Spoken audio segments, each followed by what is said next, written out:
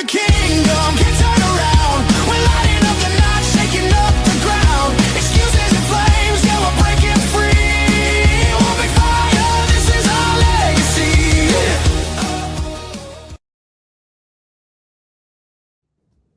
Welcome to the One Big Fire podcast. What's up, my dog? Mr. Jay Kinder, coming from Frisco, Texas. Yes, sir. And, man, Cleveland's hitting those 80s and 90s. We're baking up here. It's hot, baby. It's hot down here. Is it? Yeah. It's hot. We're here. It's summer. It's cooking, baby. Yeah. No doubt about that.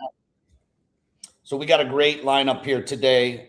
We did not come aboard live last week. We had a busy week. Talk a little bit about that here.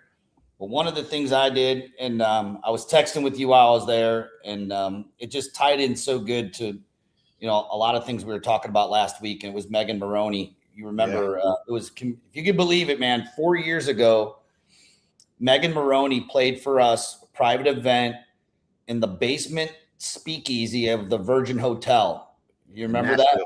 Yeah, dude, that was what an epic get together, man. That was one of the many experiences that I'll never forget. Like that was a good experience. But she was first of all, what a blessing to just get to hear her do her thing, you know what I'm saying, in such a small venue. And that was a private room below that was it was filled with Johnny Cash's personal belongings, and it's like some kind of fancy club. Shout out to Dusty Black for getting us in there because you had to be a member. Super limited, but to be able to see those bands play and see her play in that venue was epic. So we're going to talk a little bit about Megan and that journey and how cool that was from 4 years to now. It's just really cool. We're going to dig a little bit into Alfred. Let's meet Alfred, the AI coach, the agent that Jeff Chiani and Harley built for the Honey Badger Nation. I've been using it every day. Alfred's been great for me. We're going to talk a little bit about that. Yep. We're going to talk about a topic you and I love a lot. That's SpaceX. Yeah. IPO day. I just Coming put a post up. IPO day. Remember that part in Wolf of Wall Street where he found the guy cleaning his fishbowl out on IPO day? They were taking. Who were they taking public? It was Steve Madden. Steve Madden. They were taking Steve Madden public, and he came over. He's like, "You're cleaning your fishbowl on IPO day." I found a pic of that, him eating the goldfish. But Friday's going to be a big day for the world, really. But for SpaceX and especially investors in SpaceX, which I know you and Mike and myself are very fortunate to get in on that. That's super exciting where that's going to go. We'll talk a little Spurs Knicks action. The Spurs knocked the Knicks off their 13-game winning streak. That was just incredible. Yeah. They rolled right over the Cavs. And man. A lot of exciting things going on right now. That's for sure. I'm fired up. Man. I've got some things I haven't even shared with you. I can't. I'm keeping my powder dry, but I'm fully vetting something that I've already vetted it to a point that they solved the right problem for most. I'll give a teaser for most. So the biggest challenge right now in agentic AI is the setup, and it could be way better. Like we would all, anybody who's gotten into it would be like, yeah, you just gotta muscle through and figure it out. Like that's how you figure it out. 99.9% of the population is not using agentic AI. If you are, put it in the comments if you're using it.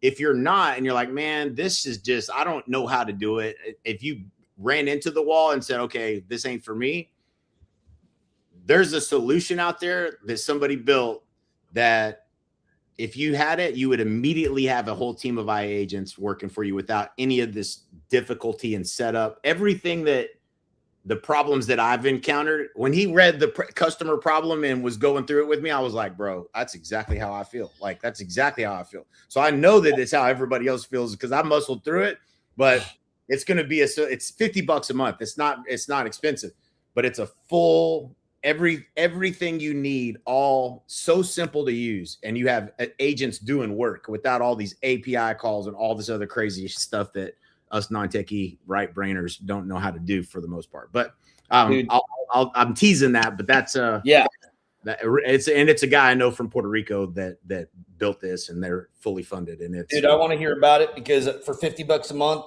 that would have been saving me so much time. I spent 2 hours over the weekend building an AI agent that would take my Zoom notes and automatically enter them into the notes section of Go High Level, so that I wouldn't have to just write notes on my Zooms, and it would just automatically connect to the contact. Yep. And it didn't work.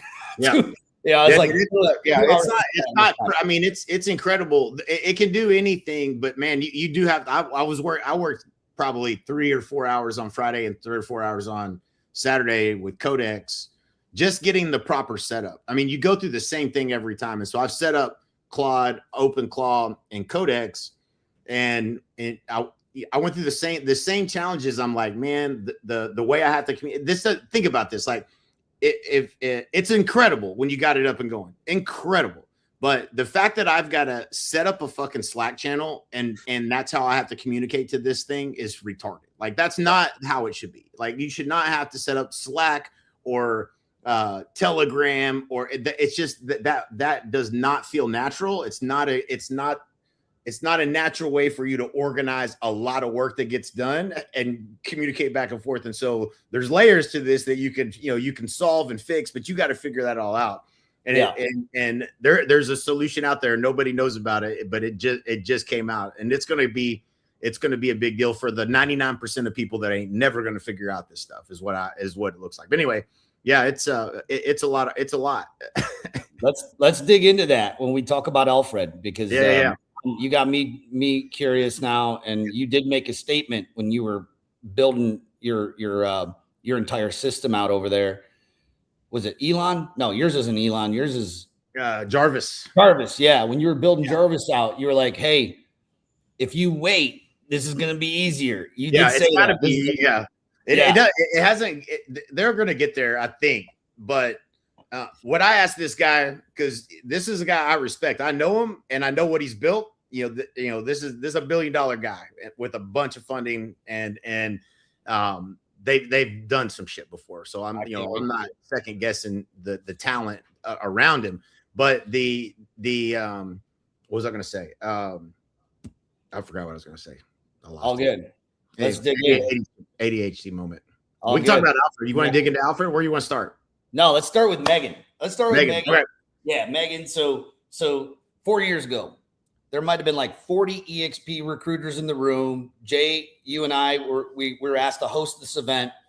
Dustin Black helped us line up about, I don't know, it was like 4 or 5 local Nashville country artists that were kind of on their way up, so to speak, right? Yep. Megan was one of them. She hadn't hit yet. There was no arena, no massive crowd. It was like 40 of us in a room. And I actually pulled a video up of it. And it was funny because she's up there playing on a stool with her acoustic. And it was funny because in the video, everybody's like talking and having conversations. Yeah. And not many, I mean, like half the room was paying attention to her. She was awesome. I love, her lyrics were like borderline, like she likes to throw like kind of like dirty lines in there and everything and being playful up there. It was awesome.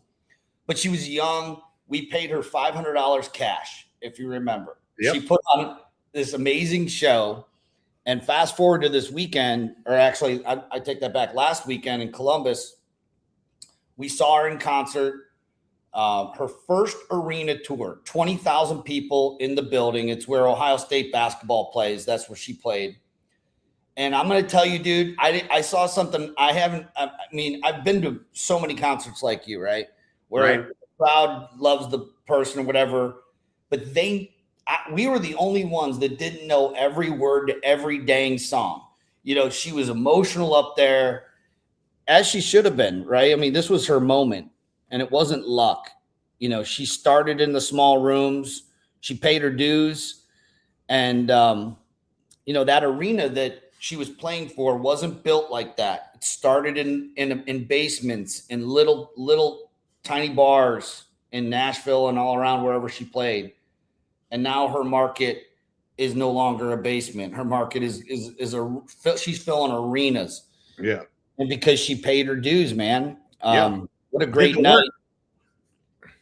Yeah. There ain't no shortcut, fellas, ladies and gentlemen. There is no shortcut. The way through is to do the work. There ain't no other way.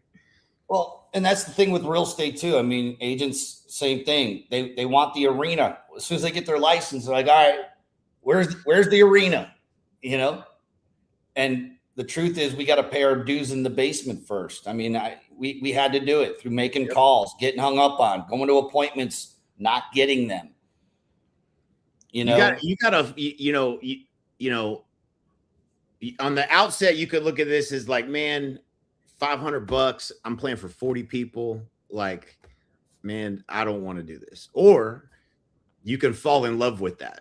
And that's what you have to do. You got to fall in love with, man, that's 40 more people that are going to be follow me on Instagram. That's 40 more people that are going to know my name. That's 40 more people that are going to share a song. That's, that you got to, but that's what you got to do. Just if it's making calls, you got 40 more calls you got to make to find that one that might be able to send you 10 referrals over your lifetime. You don't know.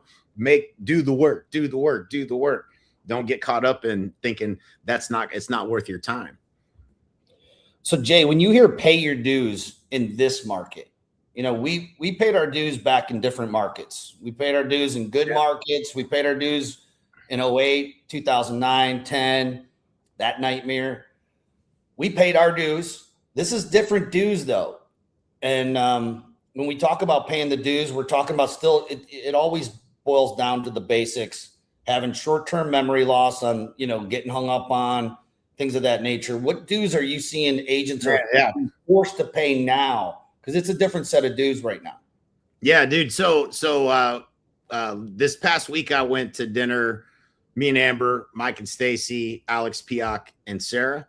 And, Alex is, he's in the game. He's got listings and he's doing business and stuff here in Frisco. And he's like, dude, it's tough right now. Like houses aren't selling, average days on the market, 7. And he knows the market. 78 days on the market, existing, he's got houses he can't get sold. He's like, I don't even want listings. I just want buyers that want to buy. And, I started thinking, I was like, man, I remember what I started with average days on the market of 120. It was, insane. Most listings didn't sell. You know what I'm saying? Like, but that didn't change my approach. And what I feel like's happening across the country, and it may be different in different markets, because I talked to a lot of people in a lot of different markets, and there are a lot of different things going on. Here in Frisco, what it feels like's happening is new construction is offering incentives that are hard to beat. And when markets start to slow down or shift or prices start to come down, it doesn't start at new construction. It starts the gap between existing homes and new construction has to get big enough that the existing homes now become a good enough deal that people will buy them. That's what I feel like happens. And it feels like that's what's happening now is you can go buy this house in this neighborhood, which used to be $750, or you go buy new construction and they're going to buy your rate down to 3.9%. They're going to pay all your closing costs. There are all these incentives that they're doing. And, I'm going to go, I can afford brand new. I'm going to buy brand new. And so I think you're going to see in a lot of markets where, and again, 70 something days on the market, and Alex knows he knows his stuff, but that's, if it doesn't sell in the first 45 days, it probably don't sell, but you gotta, and I said, well, I mean, in my experience, that means that price, he's like, man, I know what you're saying, but when it looks like you're the best price property on the market and you still don't have enough offers, it's like, okay, well, how many showings is it getting? If you get 8 to 10 showings, you should have an offer. If you didn't get 8 to 10 showings, you ain't low enough. Like you got to have that mentality and be communicating with your seller. Hey, listen, do you want to be one of the ones that sells or one of the ones that doesn't sell? Because there's 8 months worth of inventory on the market. That means this month, 2 homes are going to sell in this neighborhood. Do you want to be one of the 2 or not? And here's what you need to do that. And it's going into the summertime. You'd think things would be picking up, but I think you got to be aggressive with communicating what's going on in the market. Understand how many. This was the only thing, and doing thousands and thousands of listing appointments.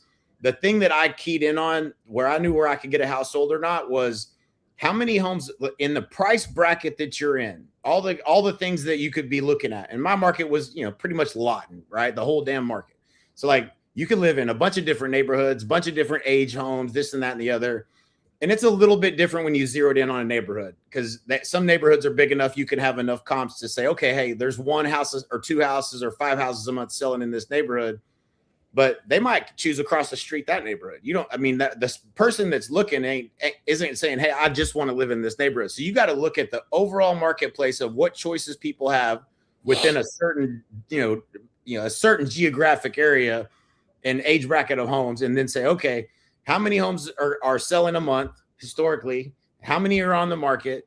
And then in the next 30 days, how many are going to sell? And when you understand only 3 out of 28 homes or whatever that number is are going to sell, that's a small percentage. And if you want to be one of the ones that sells in the next 60 days, there's 6 of them are going to sell, not counting new inventory that's coming on the market. You got to do that homework, and you got to be they're not going to willingly go like, you don't think we should be a little bit lower? They're not going to do that. You have to be the one to convince them that, hey, and that's what I would do. I had to do it every damn listing appointment, because nobody wants to be the lowest. Nobody wants to be priced. They're all hopeful, right? They're using hope as a strategy. Maybe it'll sell for the top. No, in this market right now, I would print it out, dude.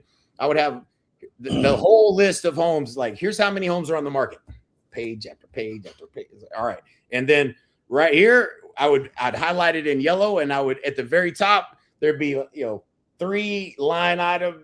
These 5 homes are going to sell. And then right here where this yellow line is, the rest of these homes, this page, this page, this page, this page, those homes aren't going to sell. You said you want to be sold in 60 days. Where do you think we need to be positioned in order to be one of the homes that sell and not one of the homes that don't sell? You got to put the whole expired list. I'd put here all the homes that were listed, and in the last 6 months all failed to sell.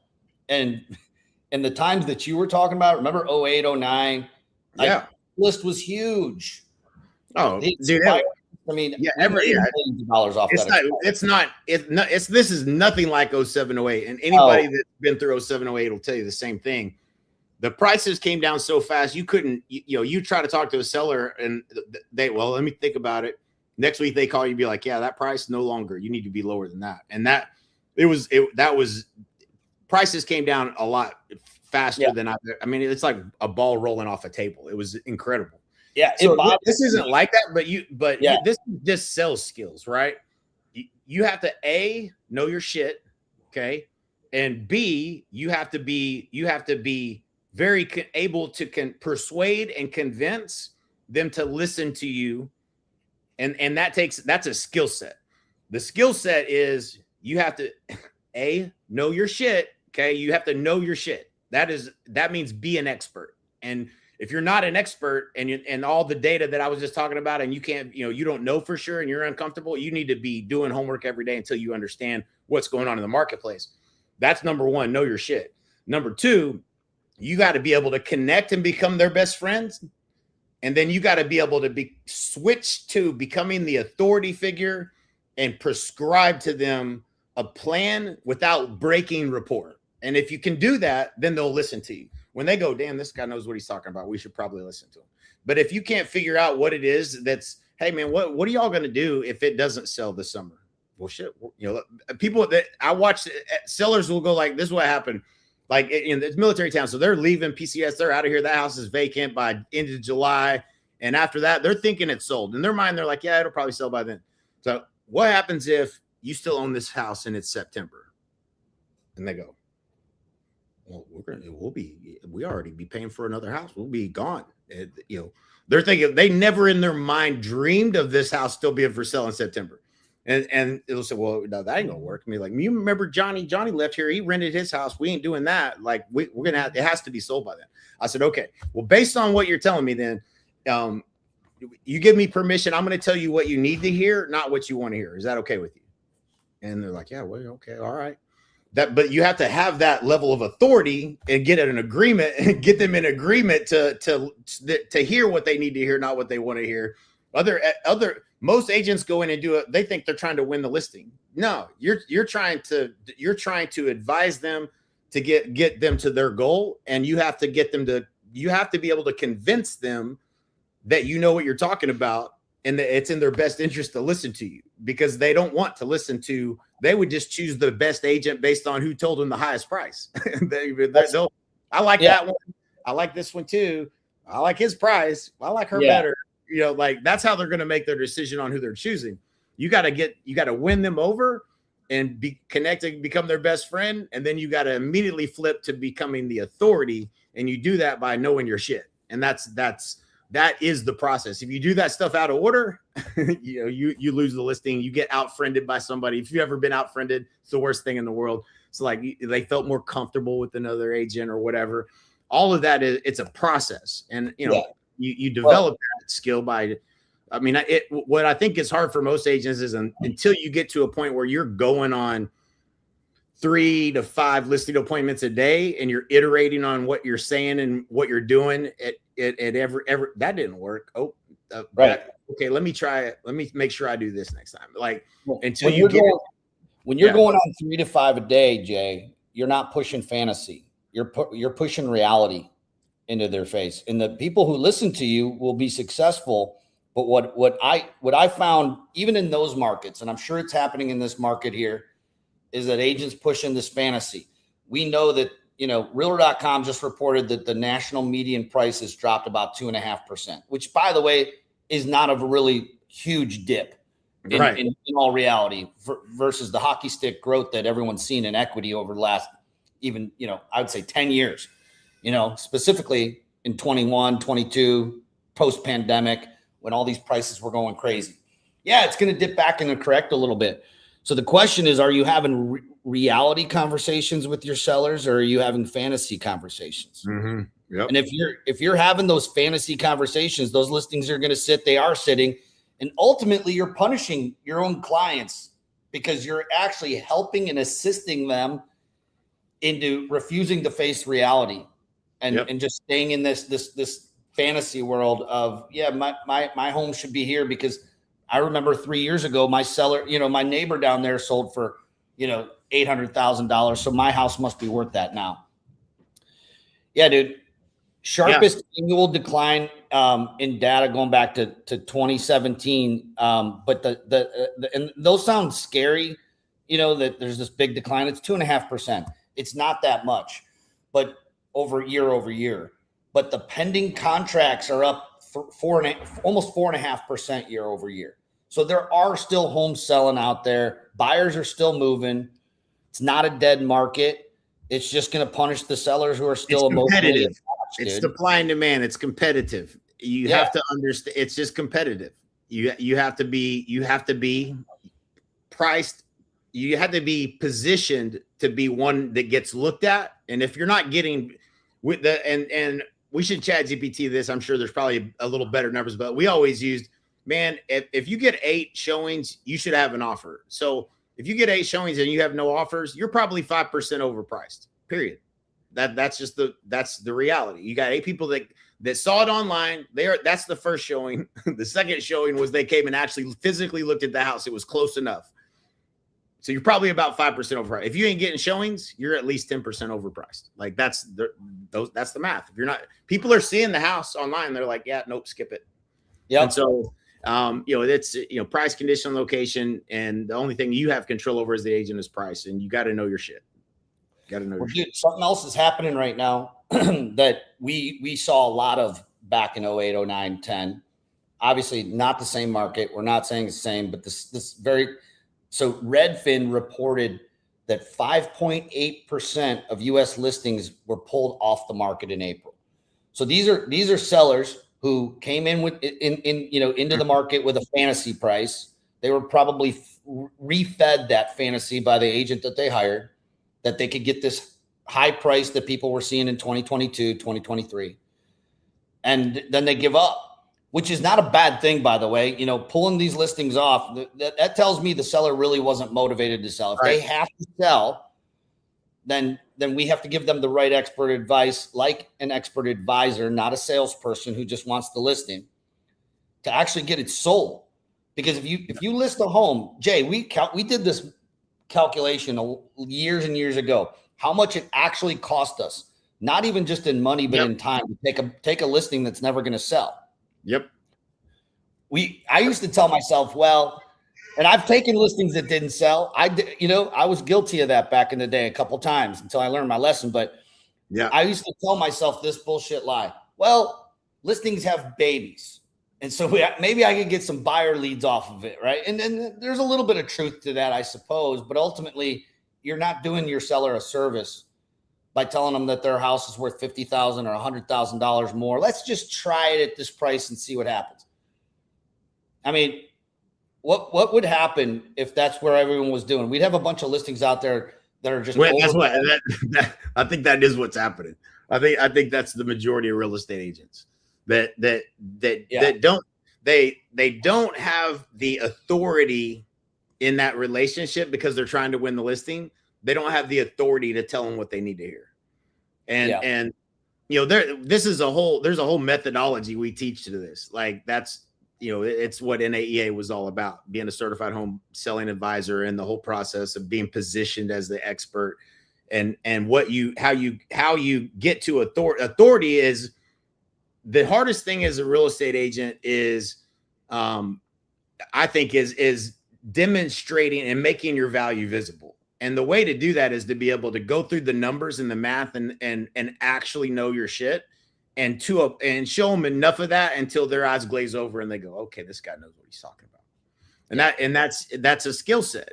Yeah. And you have to get them to a place where they go, well, if I tell you price, and this is the biggest mistake every real estate agent makes in pricing a house on the market, on a listing appointment, the number one thing that you're doing wrong 100% is you're going out there and you're giving them price. Like, here's what I think it's worth.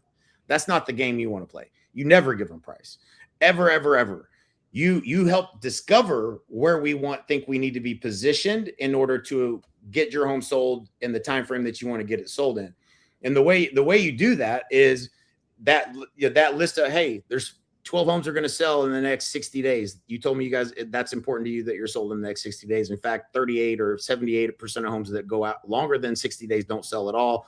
It's real important that we get this position correctly. Now, there's 132 homes on the market in your price bracket between 500 and 750, or 500 to 600, depending on wherever you think that window is. That you want to be broad enough there that you catch the mystical price in their head. So like, this is why we asked this is gold, dude. I hadn't taught this in a long time, but when we would do the seller counseling interview, we were like, hey, do you have an idea what your house is worth? You need to know what they're thinking. And if you don't, if you've ever been on a listing appointment and you tried to, and you did your little, here's what I think it's worth. And you can see it in their face instantly that they thought it was worth more. Right. And so now you've broken rapport. Now they're like, I don't really like that at all. Like now it's you versus them. They were hoping it was worth more. Right. And so in their mind, they have a number. You need to figure out what that number is so that whatever you do, you show them a broad enough range that includes the mystical price. You're not doing this because this is how you're going to price the house. You're doing this so that you can get rapport with them, stay in rapport with them long enough to get to the point where you can tell them, here's where we probably really need to be. Right. And so because anytime you guide them to their own decision on where they should be priced. I think that's right. What if I said, hey, bring them to their own logical conclusion. Yeah, but if I say, if I use the price bracket, say 300 to 400, okay, like I think the house is probably going to be 315,000. I might pull 275 to 400,000. If they tell me on the phone that, man, we're thinking it's probably 415. If I only go to 350.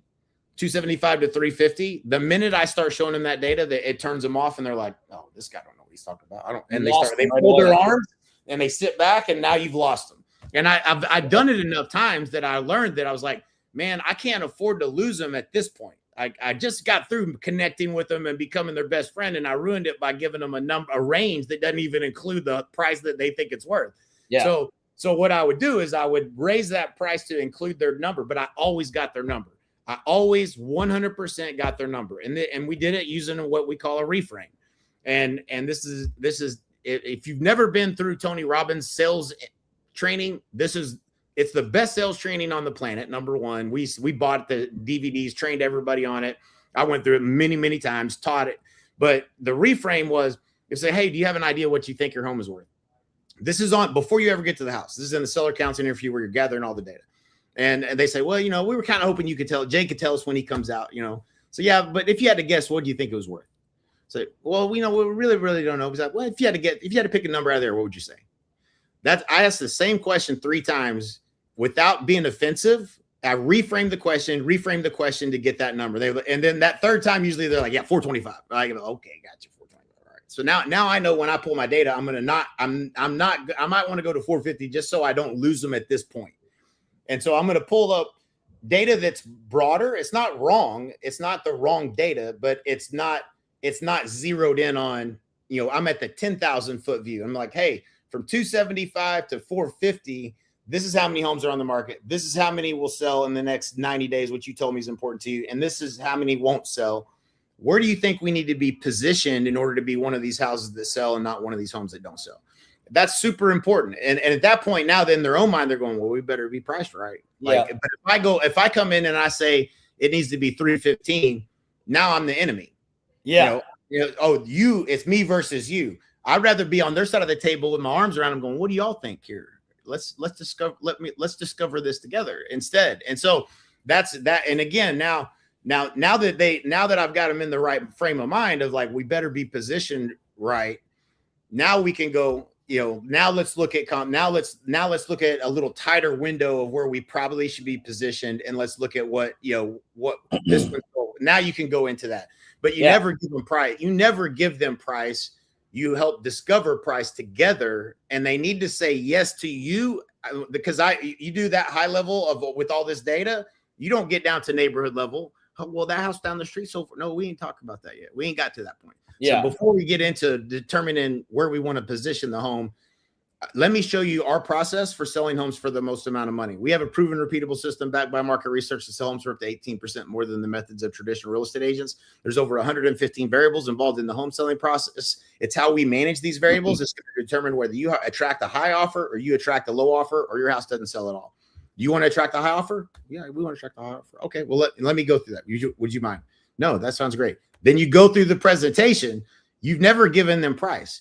Do you think this is the best system to get your home sold for the most amount of money? They say yes to your system. Yes. Then, hey, where do we want to position and price the home? If they don't say yes to the system for how you're going to market and sell, you don't have any control over most of these variables. They could not mow their yard. They could be hoarders. They could be any number of things that they could do that might increase the odds of that home attracting a high offer or attracting a low offer. So all of those things are variables that determine how we're going to price. I can't give you price until I know what you're willing to do or not willing to do in order for this home to attract the highest offer. And so those are all just, again, dude, I've lost every way you could lose a listing appointment. And that's the reason I know the process. And so, but that's where I don't know who teaches this. They didn't teach me this. I learned this by beating my head against the wall, losing to Pam and Barry, losing to some random ass agent that I had never heard of in my hometown. I'm like, who the hell is that? How did they get that listing? And I'd call them and I would do an autopsy on every listing appointment. I would call back and I'd say, hey, I really appreciate the opportunity. I'd see it pop into the MLS. I'm like, God dang it. I fucking lost that one. All right. So I would call them and every time, and you're not supposed to, I don't think you're supposed to call them, but I call them every time. Because I wanted to learn. I wanted to know how I lost. I hated losing. And so they would tell me like, oh, we just felt more comfortable. And I was like, man, I rushed that whole presentation. I didn't build rapport. I didn't connect. Like I learned from it. And then I'd come back and I'd be like, you cannot skip that step. You got to do that every time or it's going to come back to, why do I want to go out there? And I just learned that, that house listed with Parks Jones from some agent that didn't know what the hell they were doing and took the listing. That house didn't sell. Their situation and their life changed because they listened. If I can't convince them to listen to me, it was on me that their house didn't sell and that their life goals changed and they got a rental property that turns into a foreclosure in 6 years or whatever, right? Like it's my job to convince you to listen to me because it's in your best interest. That's the frame you got to come from. Like you owe it to them to be able to get them to a place where they're going to look at you and say, I'm going to do whatever you tell me to do. That is what being it's like a doctor. You know what I'm saying? You wouldn't argue with your doctor. You know what I'm saying? Like you prescribe, what do you think, doc? But I want to throw you a curveball. You ready for a curveball? Yeah. On baseball here. I saw a few curveballs last night, but here's your curveball. You ready, bro? Leave it hanging. Segment into the right into the next segment here. The difference between when you and Mike wrote the NAEA seller presentation, I followed that to the T. I listed literally hundreds and hundreds and hundreds of homes. Yep. My team listed hundreds of homes with that system because the principles are the principles. Yep. They're indisputable. Yep. From staging, preparing the home, using the best photographer, and negotiation, right? All those things. But there's one thing that didn't exist then, and you know what it is, and you know where I'm going to go with this. Is the sellers today are armed with an AI. They either have ChatGPT, Claude, they're using, whatever they're using out there, whatever brain they're using, they've probably already punched in the prompt. So pricing today is going to have a slightly different, because they're going to, and they might, use their AI to say, all right, yeah, but my house has a bigger patio and a deck, or no, my house has a view of the golf course, or whatever it is, to increase that. But at the end of the day, AI is going to shoot them straight and probably do a lot of heavy lifting. So here's my question to you. Would you send them a prompt and say, hey, seller counseling interview, after you've asked all the tough questions and everything, taking all that, popping it into ChatGPT, asking them, okay, hey, give me the best approach on how to approach this with pricing. Would you send that to them first before you walked in the door? Let AI be the bad guy, or would you use the AI data to be the no, expert? Dude, it's two. There's two. This is why the AI. We're going to do it, right? Yeah. This is why AI's never. So two things. First of all, AI's never going to replace this part of the process. Okay, like you can, because they're going to put, what are they going to put into AI? They're going to be like, and our house is better, and our house has this, and ours is this, and what is AI going to do? It's going to tell them what they want to hear, not what they need to hear. That's what it's going to do. Yeah. And that's what, think about it. Like, that's what, we've all had these experiences. Like, here's what I'm thinking. What do you think? And be like, oh, we think that, I think that's really good. It doesn't go, sometimes it'll make an adjustment if you're way, hey, maybe you should think about this, or, here's what I think. But if you're trying to do something and you tell it, this is what they're coming from, a place of hope. And you got to come from a place of reality based on, they're never going to put into ChatGPT, hey, listen, we need this thing sold in 90 days. And we want to make sure that this house sells. We know how many homes are on the market. We know, like, they're not putting all the data in there. They're just saying here, they're asking for hope. What's the hopeful price I might be able to get?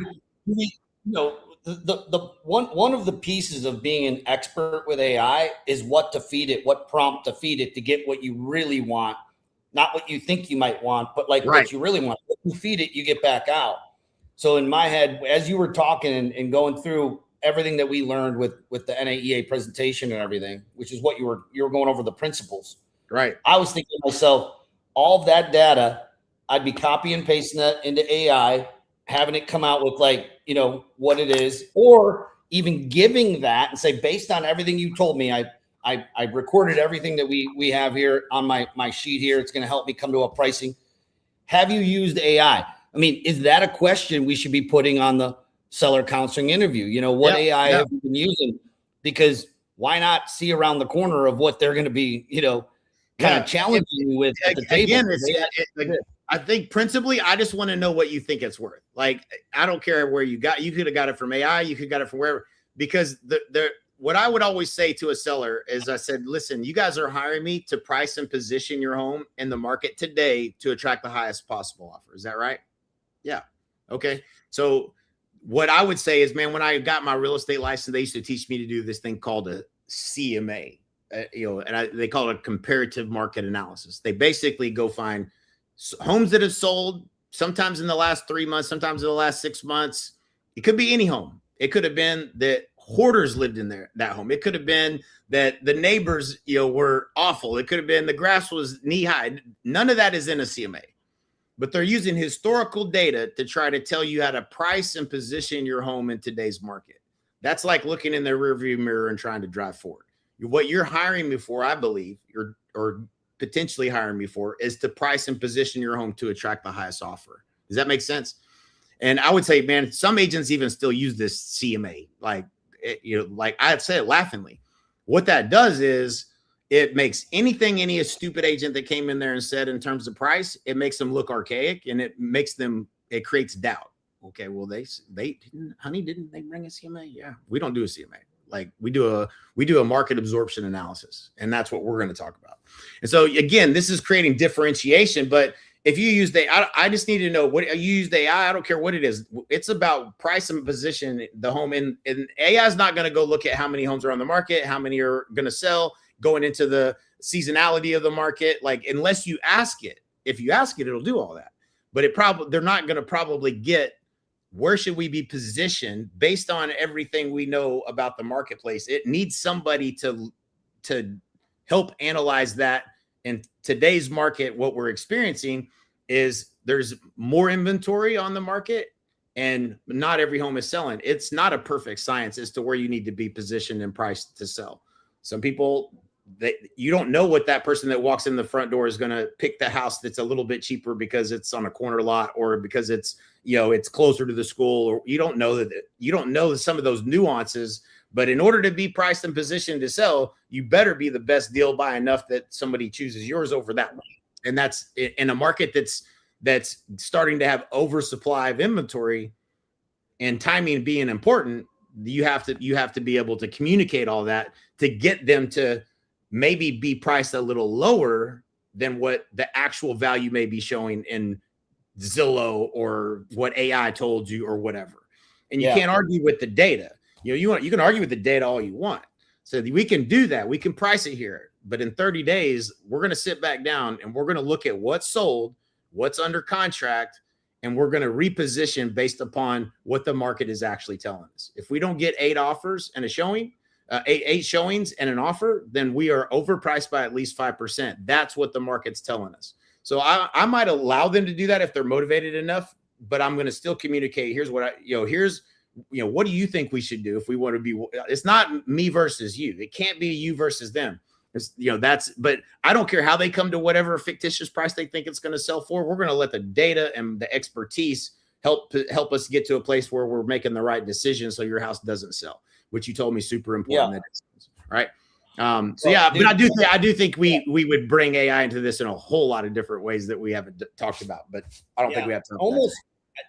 So I just saw this the other day. I was at a bank sending a wire, and it was I bank at PNC, and I don't know if I heard this on the radio or if it was through PNC when I was in the bank, but they were basically going against basically the whole AI idea and promoting that we're hiring humans because you're not coming to us to speak to a machine or an AI person when you call. You actually are going to get a trained professional expert human being.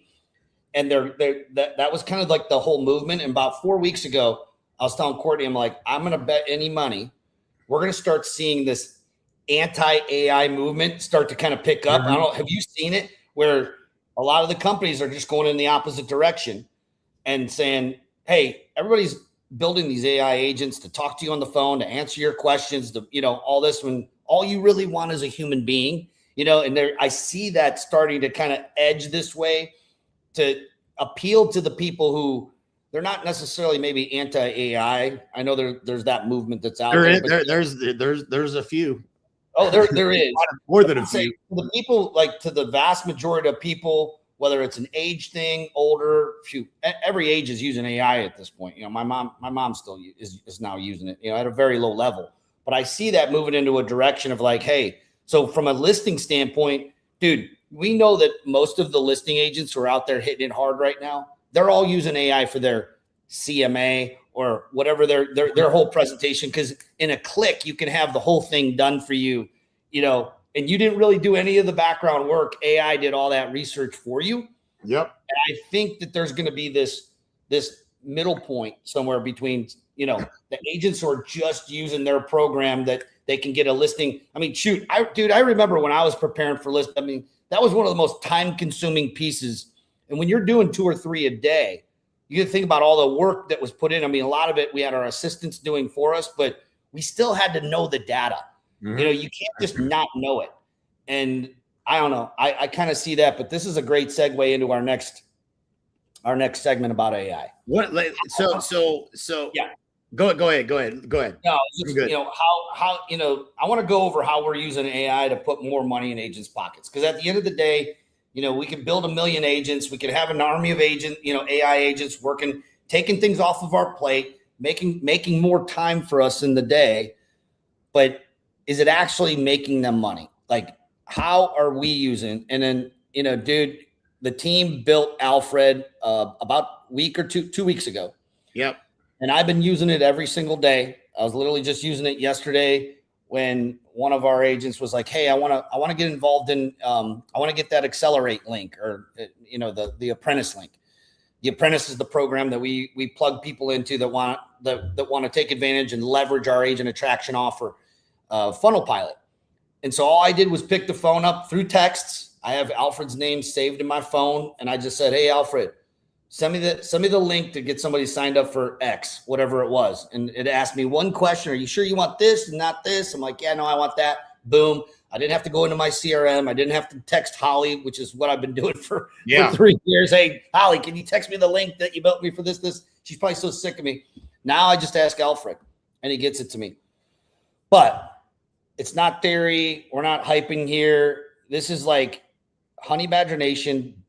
It was built, this Accelerate Apprentice program, and Alfred's basically a coaching system in AI, an AI coach for real estate agents that invites prospects to our weekly call. It can also I want you to talk about it because Jeff is terror, dude. And I asked him to send me the information on this.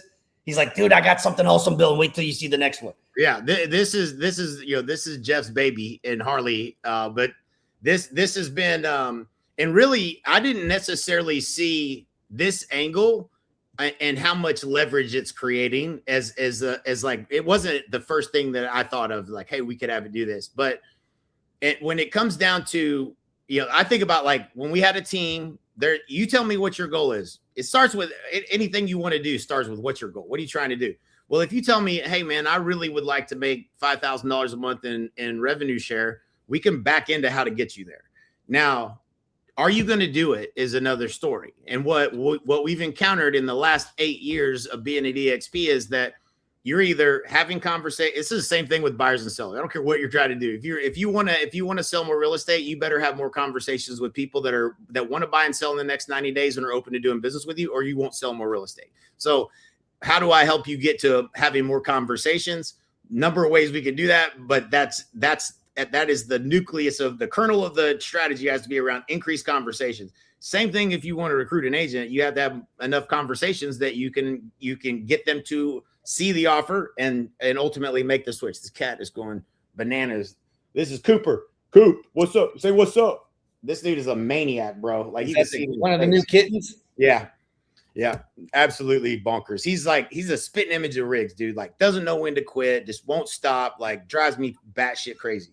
Interesting. The other cat's more like Kinley, just over here sleeping, doesn't give a shit about what's going on. But and so with what it would require for you to actually get to a goal is, number one, did you actually make a commitment? Did you commit to doing something? How many invites do you have how many conversations, how many people did you invite to get 2 people? If you get 2 people on the call, one of them's probably going to join. So the math is the math based upon thousands and thousands of data points. We know the math. So, okay, this week, did you do it or not? As a leader, if you tell me what your goal is, and I tell you, "Hey man, you just got to get 2 people. If you get 2 people on this week and do that every single week, you're gonna recruit 4 agents a month, and you're gonna end up at a certain point. You're gonna end up with a certain number of agents, and that's gonna be worth this amount of money, and you're gonna be at $5,000 a month and this many months if you did it." The problem is, if you got 25 agents underneath you that are committed to do this, did you check in this week and make sure that they invited 2? What happened? Can you see that data? We would have it before. We would not only would we not probably be able to see how many invites were made, that it wasn't there wasn't a way I'd have them pull it up every day and we could do a daily huddle, and that would be how I would stay plugged into it. But what AI is doing is AI knows what your goal is, and it knows whether you did an invite or not. If there's any if there's no registrations, did you finish the core training or did you not finish the core training?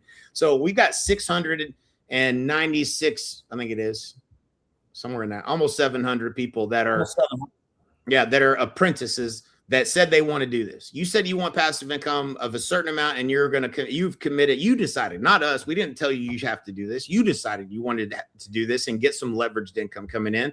Okay, here's the things you need to do. Did they do those things? If they didn't do those things, is it reaching out to them and saying, hey, you haven't finished that first core training that we sent you, when are you going to finish it? It's starting to communicate as if it were me. Like if I was going to say, hey, man, this is where people fall off. Like, man, I'm going to send you this video. You got to go through the training. You know what we did? How many times did you say in 8 years at EXP, how many times did you get on a call with somebody 6 months later, you get back on a call with them. They're like, man, I really want to do this. Have you been through the training, the agent attraction training? That's what we would say on every call. Have you been through the agent attraction training? No, man, I haven't been through it. Okay, go through it. Now, now 6 months go by and you didn't do it, we wouldn't know that. We wouldn't know if you did or didn't. We would know because we never saw you again. You know what I'm saying? You never got on a call, never did a three-way call, never, we just, there's hundreds of agents that say it and they don't do anything. But if what Alfred's doing is Alfred's going, hey, all right, he ain't done it.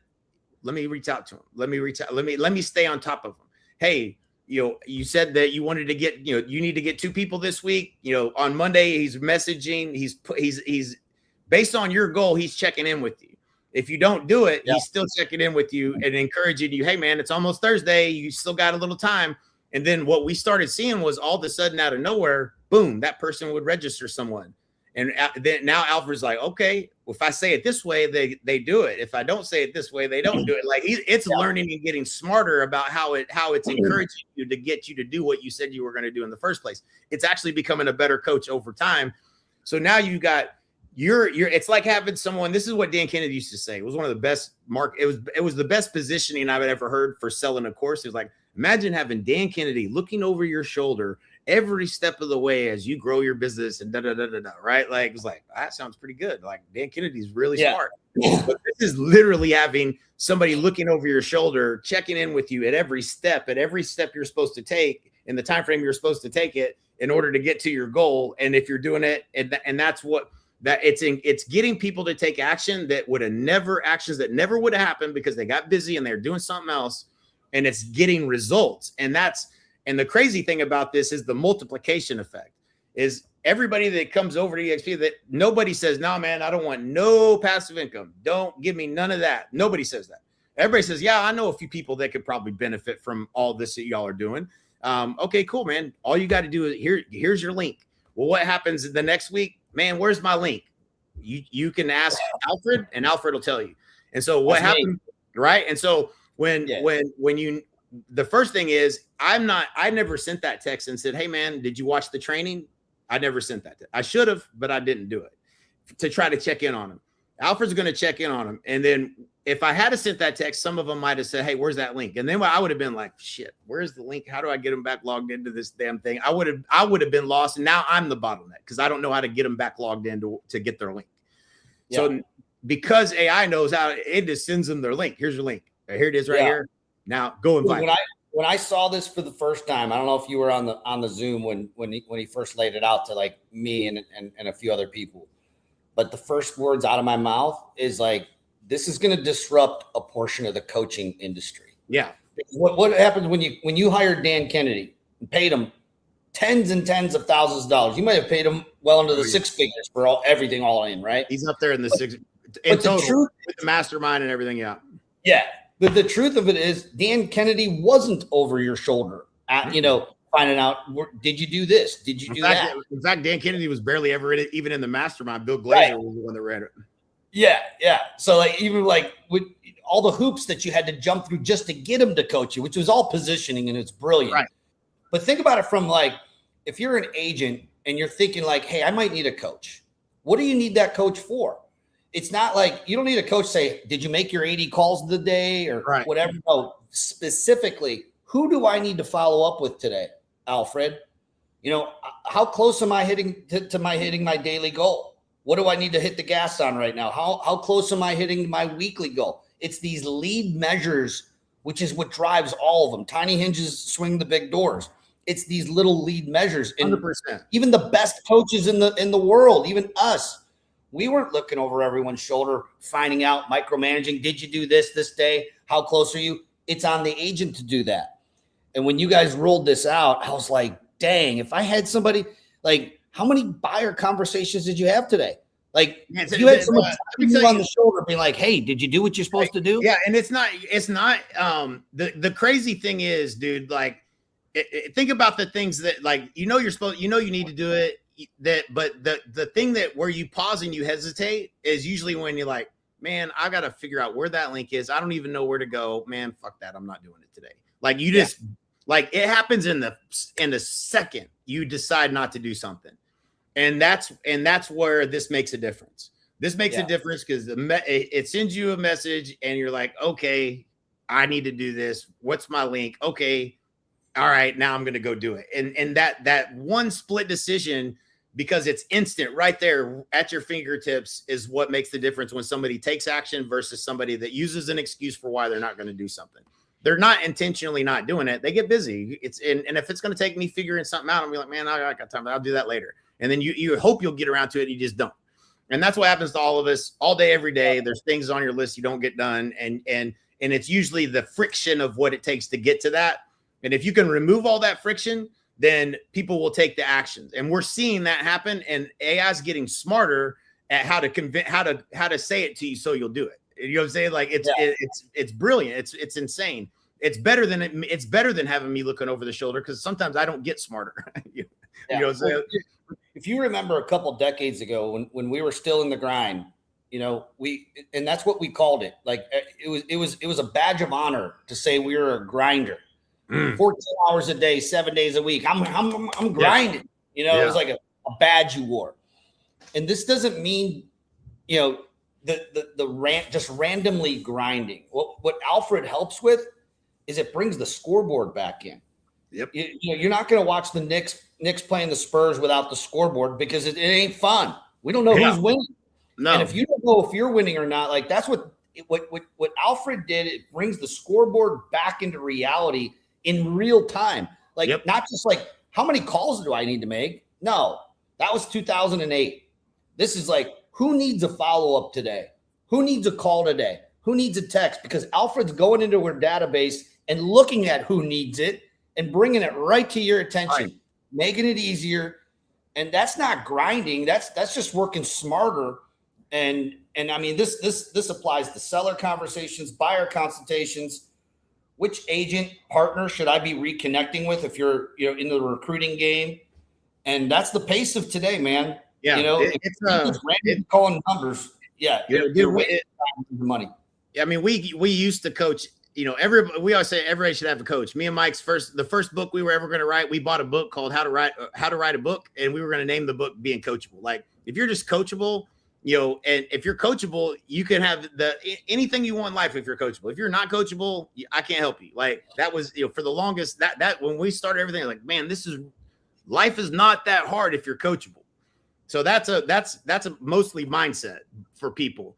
But what we didn't do as a coaching company is we couldn't in real time tell you exactly what you needed to do every day in real time. Like, we would have to look at a week's worth of, hopefully you're telling us the truth about the data. We didn't have that insight into seeing everything. And sometimes AI 2 weeks worth. These calls were every 2 weeks. Sometimes it was like every 2 weeks. That's like an eternity. Yeah, and in 2 weeks, sometimes you get on that call. Sometimes there was enough back pressure of you having to get on the call with the coach that you stayed on your shit daily to that you didn't want to have. That's the benefit of having somebody look at it and say you didn't do what you say you're going to do. But most of those calls, 2 weeks go by, you had already got off of what you should have been doing daily, and you get on that call and we tell you to do the same thing we told you to do on the last coaching call. It was the ones that did that work in between the whistles that had enough mental toughness to do the shit they didn't want to do in between those whistles, that were the ones that built giant businesses like Chris Waters. Like, that. But the rest of us are normal people that get thrown off easily. you sometimes fall, and that 2 weeks ain't enough. In real time, if you had some, and it was easy and it removed the friction, that's what we're seeing. And we're just seeing it. We're seeing it. Like we're seeing things happening that would have never happened before. And if you're building an organization at EXP, and this agent that we didn't know was going to ever recruit someone, he did it. And this person over here just did it. And this person, and that's not you having to check in on all of them. The geometric impact of that across an organization, fascinating. And that's where we're at the very beginning of this. Like, it's insane, the actual productivity that we're getting out of folks without more human capital and effort from you as the leader, or as whoever maybe brought that person in. There's things that we didn't do it. Al, you tell me, when you talk, you like, we got how many ever people that we personally recruited, how many times did you check in? Alfred never stops. Every week he's checking in. This is your goal. Okay, we need 2 this week. Are we going to do it this week? Nope. What we saw happening was the first week, no replies to Alfred. Alfred, like, he checking in and you're like not replying to him. And then the next week, right. All right, what's my link? How do I get my link? Okay, here. This week you're on it. Boom. Yeah. Right. So we would wait, and then we would be like, never hear from him. And then they would get on a call with us and they'd be like, all right, I'm ready. Like, Alfred is going to be checking in with you every week based upon your goal. And it's a constant reminder, so you don't forget what it is you're supposed to do. Where's my link? What am I supposed to do? What's the script? What do I say? What do I say to an agent that I just had a list? I just had showed a listing. I want to call the listing agent. What do I say? It's all right there at your fingertips, right there in the moment, and it's on top of you all the time, forever. That's a different level of coaching that we've never seen. Ever. It's literally the one thing that I've seen. AI is being promoted. It could write your listing descriptions. It could do this. It could help you with your analysis of the market, all these things. This is the first thing I've seen that actually is moving the needle. And when I say moving the needle, I'm talking about pending sales, recruits. This is what Alfred's doing. And it's, you see a lot of toys that are like time wasters. Oh, this is fun to do. This actually moves the needle, and we're just getting started. I mean, if I had somebody over my shoulder telling me like, hey, you need to follow up with Jane and Steve Smith, I would forget about them. You know what I mean? Yeah. Like, if it wasn't like right there in front of me, and we're always on our phones, texting. Everyone's always texting. I get a text from Alfred. Hey man, you got to follow up with Alice Jones. Alice Jones, you talked to her 2 weeks ago. Which let's talk. Let's do a little segment into our next segment here. Okay. Yeah. Because we go from the coaching thing, right? And you can't win. No one's won an NBA title without a great coach. No one's won an NFL title, MLB, you go right down the line, soccer, all of it without the great coaching. Yeah. That's showing up with the Spurs and this amazing playoff. The Knicks won 13 straight playoff games, Jay. Yeah. I don't know that that's ever been done. Like, I think one other team has ever done that. Golden State did it, I think, in 2017. All right. Well, I want to talk about Golden State. Yeah. Well, being from Oklahoma, the Durant leaving and going there, and then them doing that. Yeah, I'm not too fond of that. But these guys were beating, like, New York was beating the best teams in the world. Okay? They were beating them bad. They whooped on the Cavs like they were a high school basketball team, Division II. Like, it was embarrassing. They had the crowd, they had the streak going, and the Spurs came in last night and figured out a way to just stop that momentum cold, man. They had every celebrity on the most hostile, probably the most hostile environment you could ever come into in Madison Square Gardens, New York, with a loud crowd, down 2-0, must-win game. That mentality you had to come in to that environment with to win that game. I haven't publicly been saying this, but I've been saying it after seeing Wemby live. I was like, man, I don't know if it's him or not. No, he's very stoic. You know what I'm saying? Like, he's out doing some weird stuff in New York yesterday. And I'm like, man, Jordan wouldn't have been doing that. You know what I'm saying? Like, I don't know if he has that dog in him, but it seems like he might have that dog in him. Right. And what was I gonna say? Anyway, go ahead.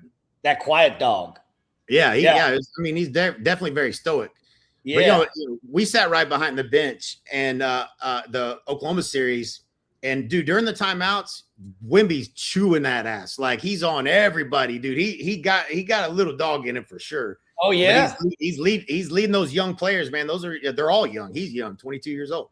Oh, but yeah. This is the first time that he's been in this level of the deep end of the pool, down 2-0, and to be able to win in that environment. And I think part of it is just, man, New York is just on such a high from going to San Antonio and taking 2 games at their home that, man, they just didn't come out with that same level of intensity that the Spurs had to play with.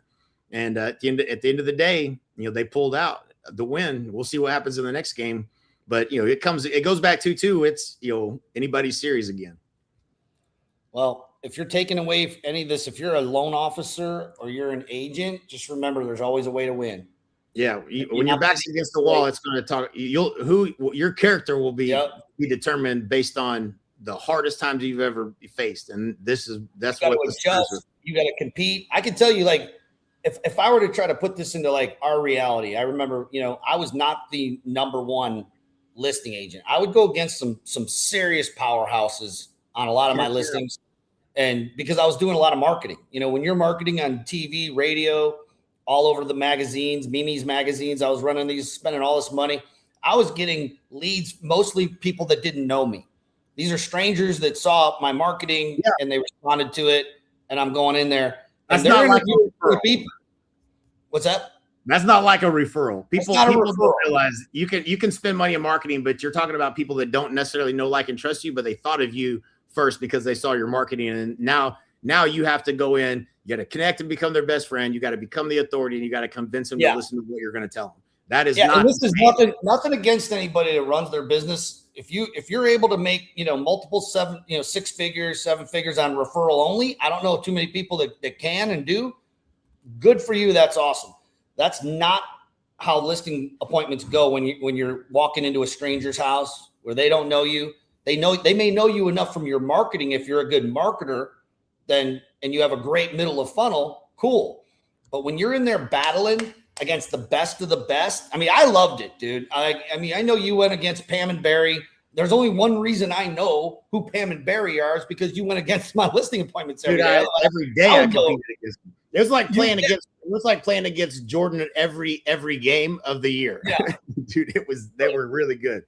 But there's a way. If you're out there, yes. I mean, if you're competing, there's a way. You beat Pam and Barry often, not every single time. No. I beat my competitors not every time, but often. And sometimes you got to adjust on the fly. You got to compete and get in there and compete. And this is a very competitive. It's only going to get more and more competitive as more agents drop out. Don't quit. Don't give up. Just get back to work. Like Elon.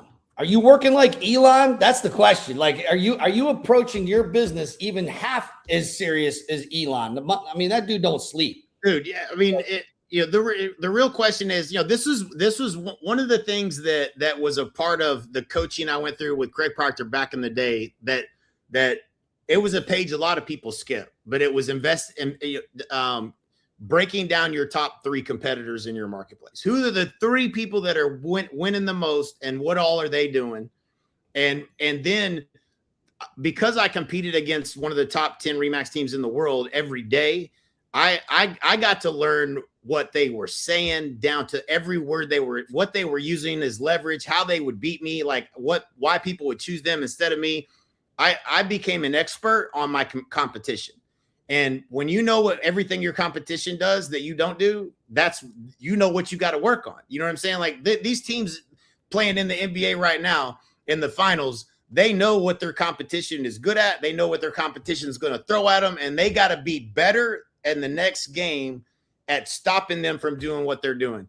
And if you don't take that same level of approach to your real estate business, what is my competition? Who's winning the most, and what do they do? What do they say? How are they winning? And if you can't compete with that, you can't afford to spend money in marketing because you're just going to get an opportunity, film, bro.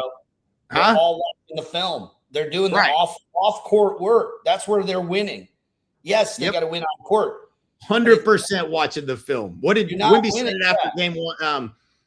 One of the games, I can't remember. One of the games they lost, I think it was game 1 against the Knicks, and they were interviewing him after the game, and they were asking him some questions. He said, I don't know, I'm gonna have to go back and watch the film. And that is dedication. You didn't just go play a basketball game and then you're done. You're watching every play. Sometimes it's just an inch or two this way, one little difference in the way that you're making movements or passing the ball, or what you missed that you didn't see that you should have seen. And that could, I mean, this was a 2-point game last night.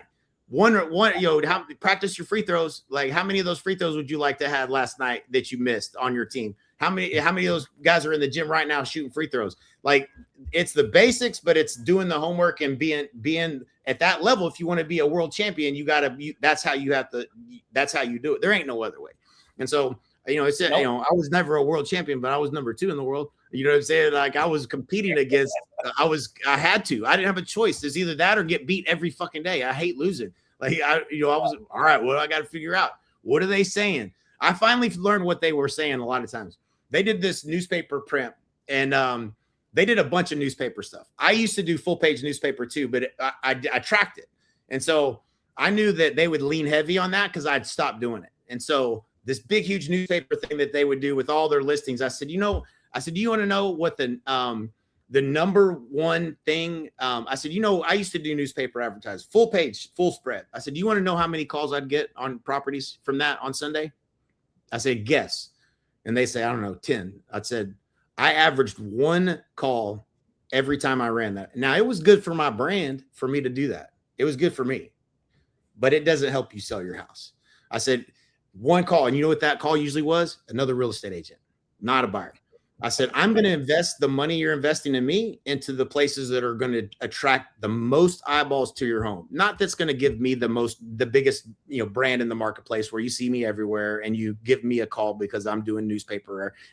The perception is that it was helping me sell homes. The data showed me it wasn't. So I stopped doing it. But now they come in and they're going, look at all our newspaper, blah, blah, blah, blah, right? They leaned heavy in on that.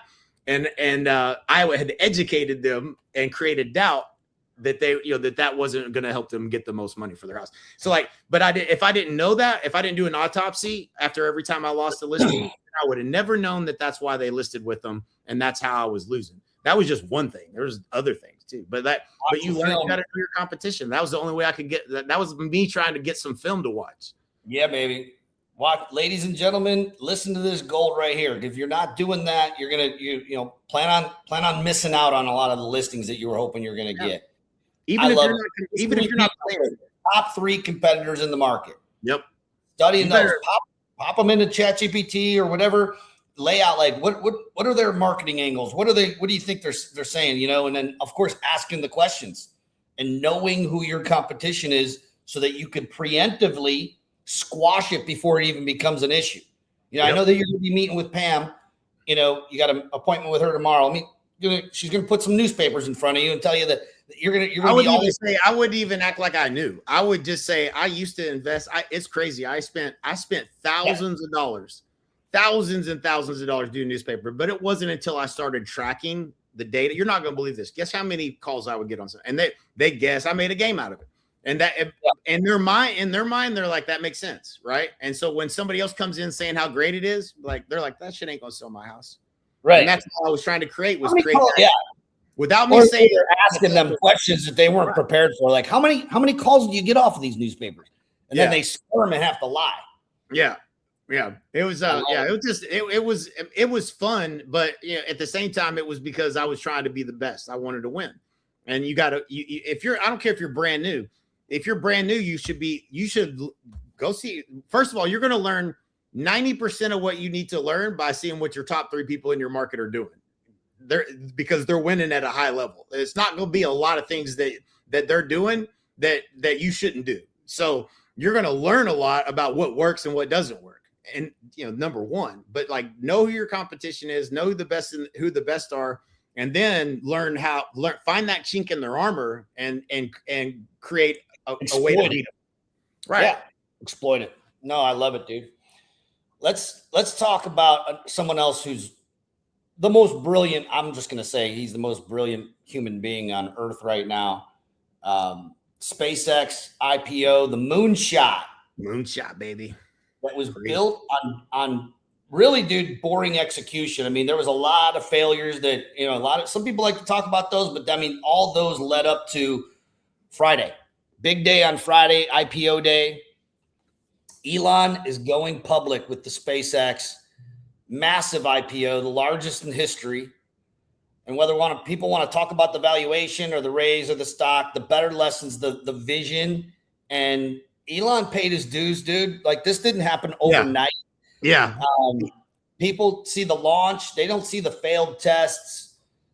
They see the valuation. They don't see all the years of pressure and what it took for him to puzzle this thing together the way he has. It's absolutely brilliant. I still have people texting me telling me that it was the guy that was telling me it was a bad investment. He's like, oh, you should have invested in this other rocket company. This is, he's actually a financial advisor. He runs a family, what's it called? A family office. Yep. For a bunch of super wealthy people. And all he's been doing, dude, I don't even know this guy. His name's Dan. Nice enough guy, I guess. But he's always texting me every bit of like negative news that he could find. He's texting me. Meanwhile, we've already, 8x'd before it hasn't even gone public yet, our investments in SpaceX. But what's about to happen is just, it's cool that we're actually here. Like, we're living in today's world that people are going to get to witness this. But most agents, they want their IPO moment. They want the big organization, the big month, the big listings and commission, but they're not paying their dues. And that's kind of like what we've talked about in this whole theme here. But what are you most excited about Friday, man? Dude, I mean, the first thing, hey, blessed. Thank you, Chris Lazos. Thank you, Puerto Rico. Some of the things that came out of Puerto Rico were the relationships and the investments. This was one of them. And so, yeah, dude, I mean, I think it's you're either, this is your opportunity to get into here's where the future is going. You can invest in a whole lot of different things, but there's no question that this is where everything is headed. And if you can invest in anything right now, this is one of the things to be invested in. 100%. No question about it. Crazy. I mean, it's crazy to try to justify the valuation and all of that. But dude, I listen to the Moonshots podcast. I know you do too. Peter Diamandis. If you're plugged in right now, man, there's going to be a lot of money going into SpaceX. Check this out. So when you're obviously, any kind of these early investments, there's big risk and everything. And we talk about, do you bet on the jockey or the horse? In this case, we're betting on the jockey and the horse. This is where everything's going, and no one can touch him in the verticals that he's building. There's talk of him bringing Tesla in after the IPO and merging the two. I don't know if that's going to happen or not. There's one video, dude. Mike circulated this to us, and it was with anything right now, especially with AI and everything, what is your defensible differentiating position? And right now it's like an arms race in AI. It's like, this, I'm better. Okay, now I release one and I'm better. Now I'm better. They're just getting better, incrementally better. And there's no real defensible differentiated value proposition in any, whether it's, Codex or Claude or OpenClaw or whatever other, Hermes or whatever you call it. They're all basically a commodity to a certain degree. And so there's no defensible differentiation. When you watch the video on SpaceX and they're defensible, how defensible what they built is, and how no one is ever going to be able to compete against it ever. That's what you bet on. Like, you bet on this is what Jack Welch used to say in his book Winning, is when he was the CEO of what is it? What was he the CEO of? Tide and all the different companies, GE.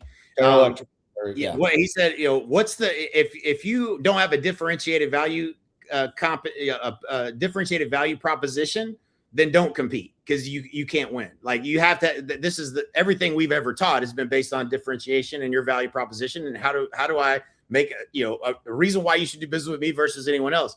But when you look at the model of how SpaceX is set up and how it feeds other opportunities, and why they did everything, Elon did everything the way he did, you can't. It's an indefensible. You cannot beat them. You will never be able to, at the price that he can do what he's doing. You'll never be able to compete with him, and that's why you invest in it. In my opinion, that's why you invest in it. When they can make that argument and show you why they're going to win, that's anything can happen, but that's what sold me. I was like, that's unbelievable. I'm trying to think the damn video. I'm going to find it, because I'm going to share it if I can find it. Yeah. Google it or GPT it, or look for it if you're looking to see that. I actually have not seen that. But I did read this. Talk about changing lives. Before I get into that, we'll end on this because I read something that, about all the employees. There's over 4,000 employees that are becoming millionaires because of, on Friday. Think about that. That's 4,000 families who've never had they've never seen seven figures in their bank accounts. And they're going to be wealthy. They're going to have a decent amount of wealth. I'm not saying that if you have $1 million, you're wealthy. I don't think that that's a true statement anymore. It used to be. You used to be wealthy when you had $1 million, not so much anymore. But that's $1 million is a big deal to, an employee who's making, 80, 100 grand a year, whatever they're making, like $1 million. But before that, I kind of wanted to, talk about verticals. What you're talking about right now, they're indefensible, like their defensible position, their value proposition is because of the vertical. Kind of unpack that from, the amount of cargo that Elon can put into space for the lowest amount. No one can even remotely touch that. Right. It means we can, with his rockets, everyone else has to use his rockets to get their stuff up into space, whether that be satellites, whether that be data centers. I just saw a video last night on what these data centers are going to look like with the radiator and then all the chips in the middle. It's just fascinating stuff. And how little bit of the sun's energy that we're actually using. It's like less than 1/trillionth of what we could be using right now. So, I mean, the space is wide open, but talk about the vertical, because you got SpaceX, the rocket company. By the way, that in itself is massively profitable. Yep. Then we have our satellites, our drawing a blank here. Starlink. Thank you. You got Starlink. Then you got XAI that's going to power it all. Then we got, if he merges Tesla in, and we didn't really kind of open the segment with Tesla, but it's worth talking about because there's massive orders being put in right now for robo semis. Robo semis are going to start over the next 5 years. We're going to just start seeing more and more robo semis out there. No drivers. They're supposed to be 20x more safe, less accidents, speeding tickets. I mean, the amount of money being able to save, not having to pay a driver. I was a truck driver over the road for years before I was a real estate agent. I knew that life. It's not the best life, by the way. I can tell you, when you're on the road 6 days a week and you're home 1 day a week, it sucks. It's not good to have a family. Your family life suffers. You think real estate agents suffer? Truck drivers. And so these are the things that he's able to disrupt. But talk about that vertical you were talking about. That's where I think most people are missing it, is they're not seeing that he put all the puzzle pieces together. Yeah. That's why he's on the video. The video, you have to watch the video. I think he sent it in a text to me and you, but it was, and you can't Google SpaceX right now without getting. Oh God. Yeah. Yeah. Let me try this.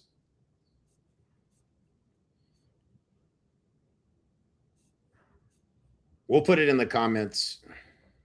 We'll post it up. All good. All right, my man. Well, it was a great segment. Appreciate you as always.